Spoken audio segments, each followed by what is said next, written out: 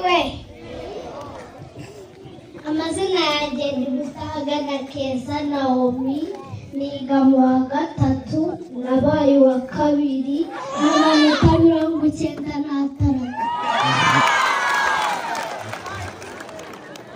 Nashakaga kubabwira ikintu kijyanye no kwiga. Ababyeyi muri hano ndabashishikariza gukundisha abana banyu kwiga, namwe rubyiruko mukunda ishuri. Nakoze Ujumagana nababwiye nitwa Munezero Samuel. Ikintu nje ngo tuganireho ni ikintu kijyanye no gukunda gusenga.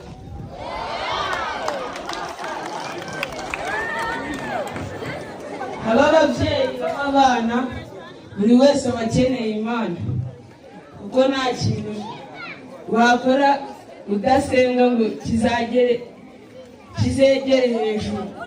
Ariko cyane cyane mujye mukunda gusenga, kuko abantu bose bari hano bahura n'ibibazo bibagonga muri izi nzira z'ubuzima, ariko sibibuke gusenga. Hari n'abasenga bageze mu bibazo, sibahore basenga buri munsi, ahubwo bagasenga bageze mu bibazo. Hari n'abahura n'ibibazo sibasenga be na gato. Okay, you guys, you can wrap this up.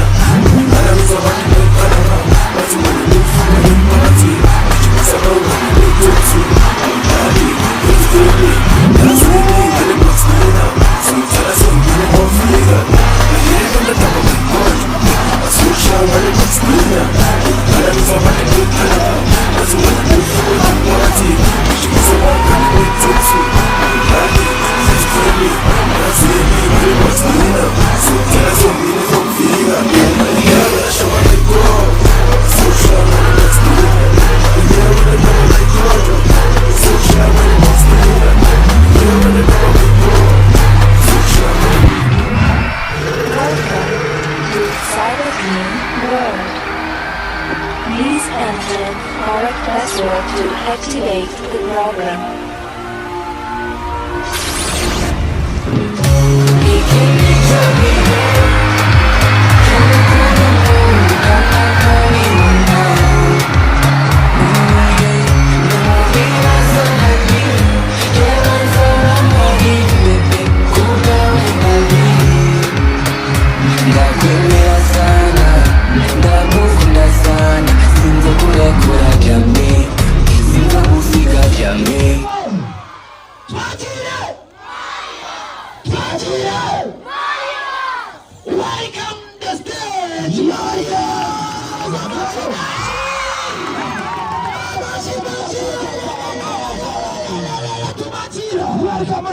Sura shepu mtoto wa Kigali, Singana tuvuge mpenzi. I don't wanna lose you, toka shitani. Kuba tutari kumwe bisamani.